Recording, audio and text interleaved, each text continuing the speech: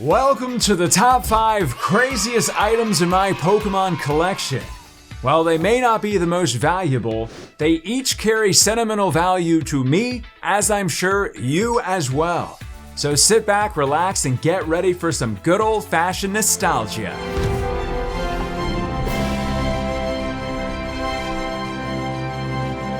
The Pikachu statue.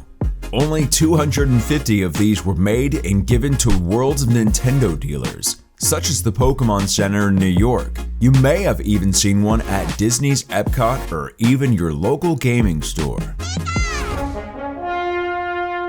Number 5.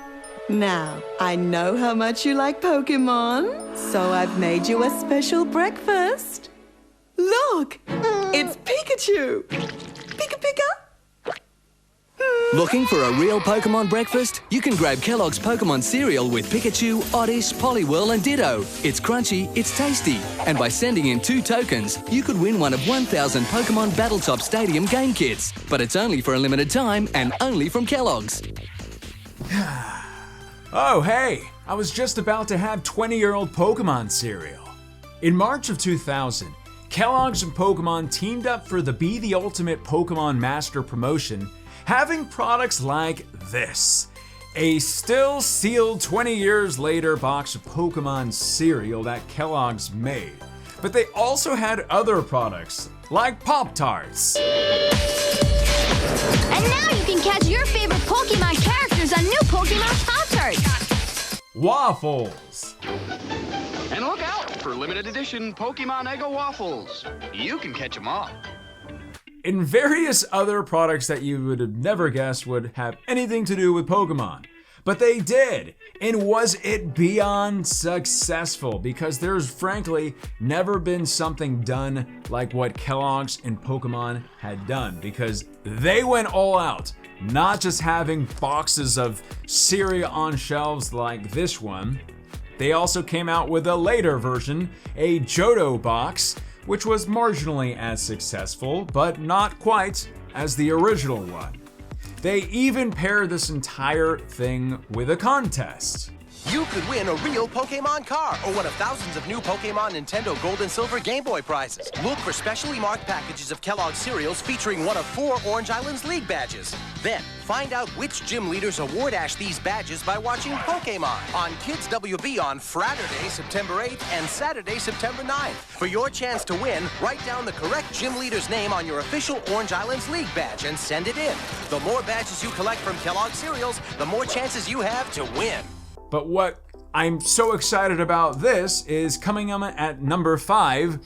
This is special to me because almost anyone, as we get a closer look at the box, can remember some sort of old Pokemon product, whether it paired up with food, such as this cereal, or just was a toy that you collected. I feel like this box, which is sitting in the back of my shelf now, empty space over there for years now for every video. I feel like this box really kind of just symbolizes all of that in one category, especially because it is still sealed. It came with very detailed marshmallows, which when you actually open up the box, they don't look like that at all. Basically, they all look like Ditto, basically. I don't know what happened to Articuno there, but shame on that, because he looks beautiful now. But here's the back of the box. There were various versions of the cereal boxes, at least the backs as well. So this was just more of a type of game that you can look out to see, what Pokemon were hiding on it. There's the actual Be the Ultimate Pokemon Master is the name of the promotion that went on for quite a while. And it is actually not obviously continued to this day, but Pokemon cereal is very healthy.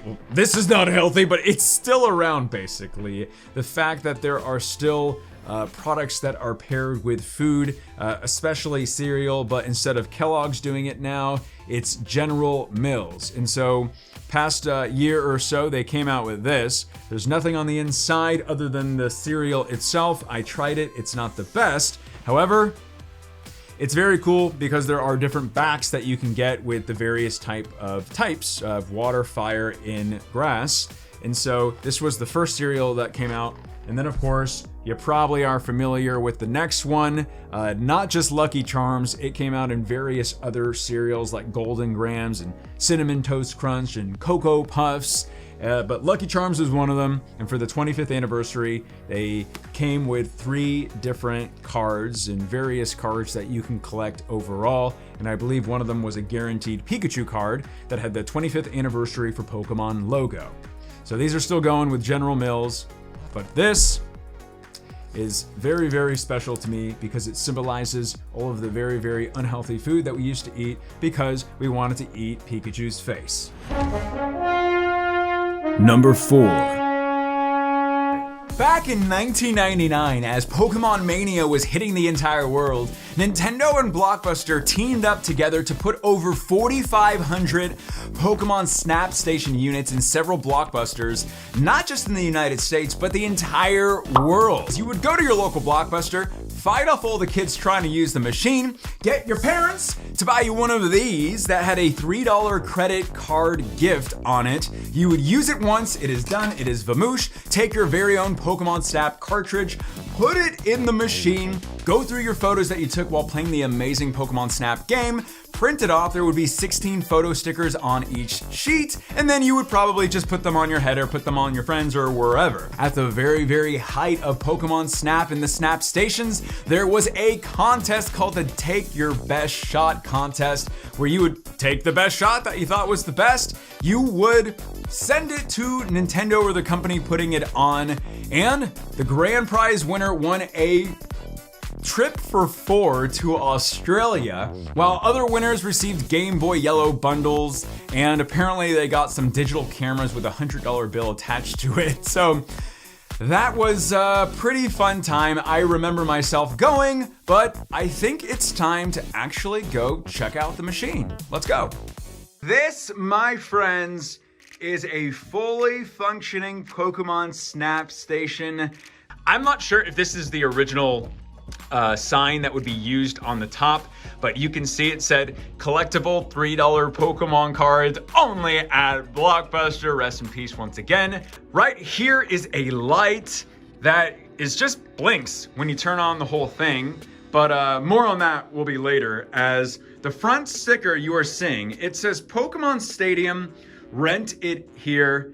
And then it has some graphics of your boy Charizard, of Blastoise. But then you're looking on the side over here, it says Pokemon Snap Station, a new way to capture your favorite Pokemon, and the very cool Nintendo 64 logo. Now, you're seeing an original Pokemon Snap Station cabinet.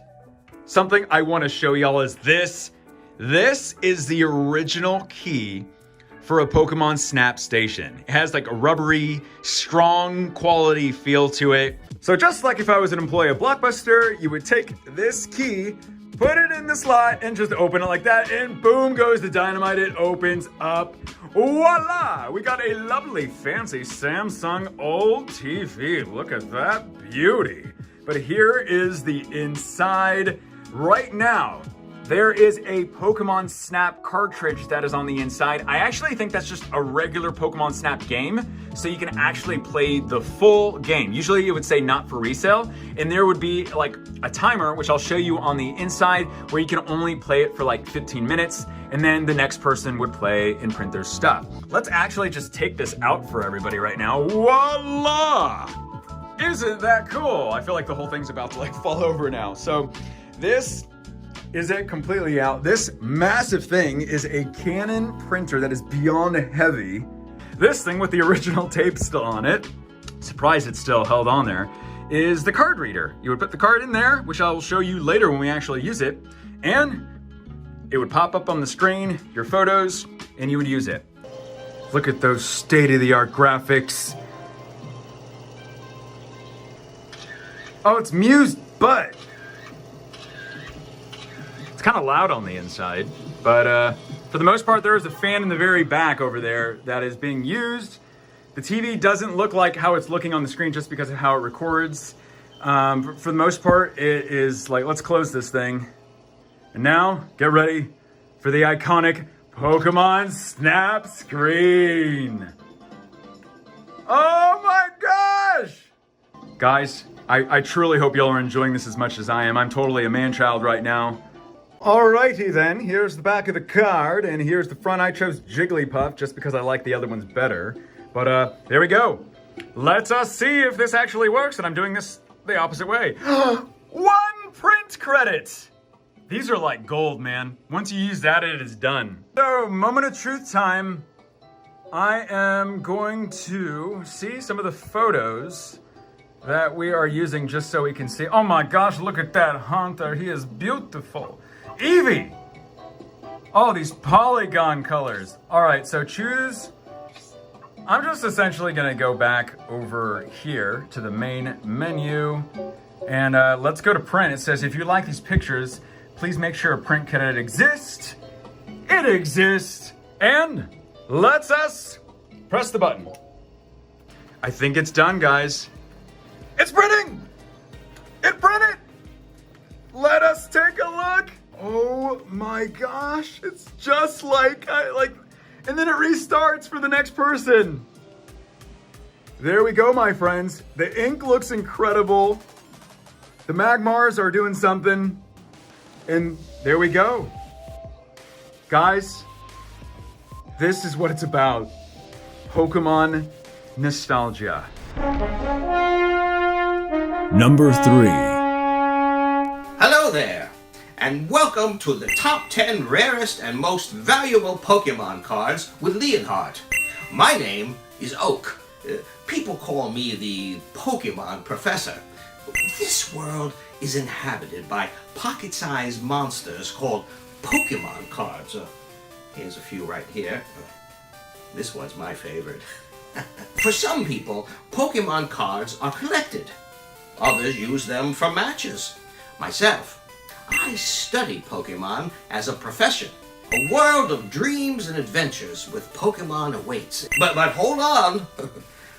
Don't go out just yet. It's not safe, and you need a proper guide for protection.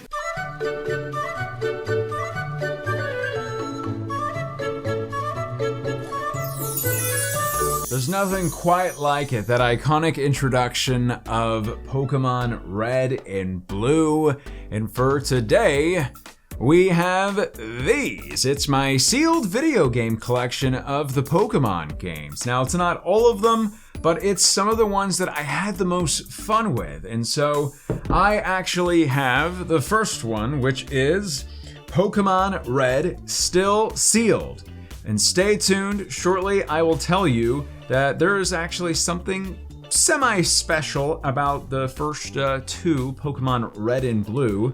But this is graded by Video Game Authority.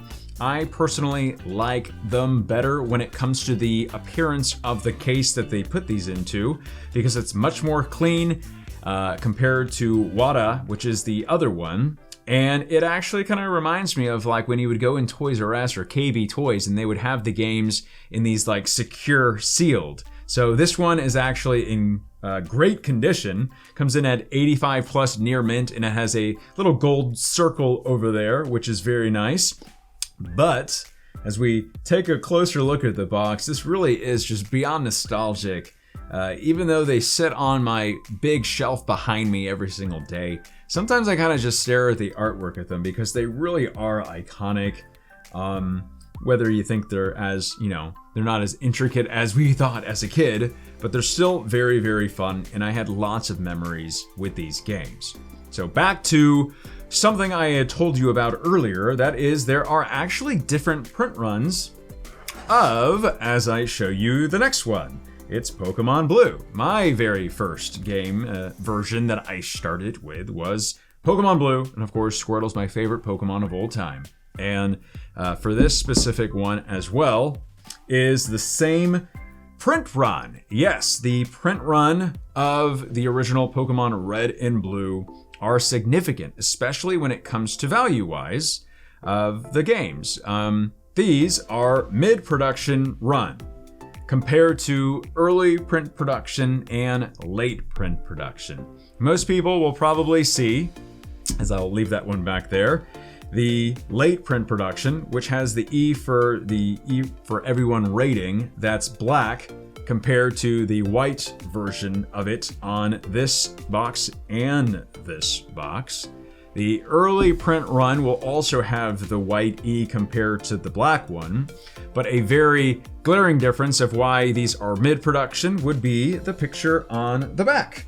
Has Pidgey fighting Rattata compared to Sandshrew fighting, which is basically the dead giveaway that these are mid-production, which is still phenomenal and very rare, especially in these conditions, compared to the later print runs. So these two, of course, iconic. Very happy to have those in the collection. Then I went after Pokemon Yellow, which pretty much we all played when we were younger. This is 85 plus, but I wasn't really going after too much of the condition. You know, I wanted them basically to all be right around 85 and above, because these boxes are still sealed and very clean looking. And so, like that. So there's Yellow. Might as well put them all on screen.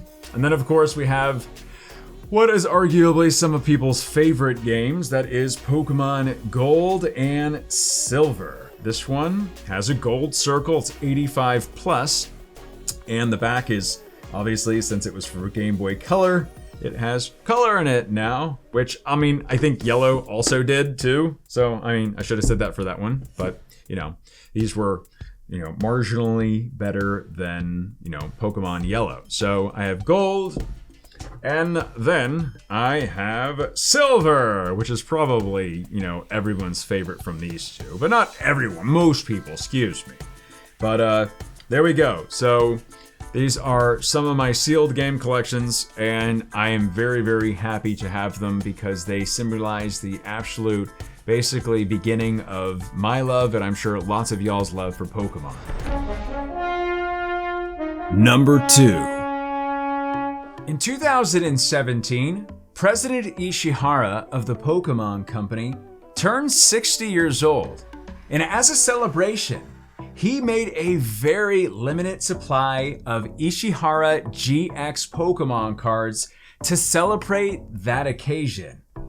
In my hand is one of those cards. Approximately, we don't know actually, were made, but this one I was lucky enough to get, and it is actually graded by PSA, or Professional Sports Authenticators, at PSA 8. And the number 8 is actually the quantity of how many of these are graded by PSA, which is crazy to think that there are under 10 that are graded in the world. One recently sold for nearly $250,000. While that one was a PSA 7 instead of an 8, it was signed by the president himself, Mr. Ishihara. Looking closer at this specific card, while there he is smack dab with our boy Rotom on it in a Master Ball, which is very fitting, this is frankly an extremely overpowered card, but you know, you're not able to actually use it in official competitive play. But taking a closer look, he is wearing a red Chanchanko. Excuse me if I'm mispronouncing that, but that jacket is customary in Japan to wear when you are celebrating, especially your 60th birthday, and that is what it says right there for the next move. 60 congratulations GX, doing a whopping 1,060 damage, which is pretty incredible. But taking a closer look at the ability, it says prevent all effects of attacks, including damage, abilities, and trainer cards done to this Pokemon. Well, there you have it. Ishihara is now a Pokemon, but pretty much an immortal Pokemon. Flip 60 coins. For each heads, take a present. You can't use more than one GX attack in a game. So I find, you know, this is pretty awesome that, you know, I have a card like this. It's incredibly rare. While it is valuable, at the same time, having something from the president himself is just extremely, you know, awesome. you know, for lack of a better words. And I'm very happy to have something from the man himself, President Ishihara, in my collection. So coming in at number 2 is the Ishihara GX card. Number 1. Coming in at number 1 is the ever iconic first edition base set Charizard. This is pretty much the creme de la creme of my collection, but it's more than that. Yes, this Charizard is a Gem Mint PSA 10, and it's also signed by Mitsuhiro Arita. However, this card symbolizes basically all of Pokemon to myself, especially growing up. I really kind of see this card as, you know, all of the Pokemon in one umbrella whenever I see it. Reminds me of the good old days of when I used to trade Pokemon cards with my friends. And this specific card is a first edition base set PSA 10. It was graded by Beckett to see if it would jump up to a Beckett 10, and it was basically 0.5 points away from getting a Beckett 10. So it is one of the most strongest PSA 10s in the entire world. And as I mentioned, it's signed by the original illustrator of Charizard, Mitsuhiro Arita, which I got it signed, and it was pretty much the very first one that was signed, PSA 10 version, by Arita several years ago at a Dallas Regionals, and I just so happened to have the footage. Hi, my name is Leonhart, and I run one of the biggest Pokemon card YouTube channels, and I just want to say I'm a huge fan of your work. It's incredible. So I brought something that is my prized collection. It's a first edition PSA 10 card. Wow. Yeah. And I don't know if you've ever signed one of these before, but it's a pretty expensive card, and it would be an honor if you could sign it in Japanese and then sign it in English as well. Okay. And yeah, let me take it out for you. いや、PSA 10っていうのがグレードが最高なんですよ。状態が一番いいやつ。English and Japanese? Yes, that'd be great. Let's do that. Thank you.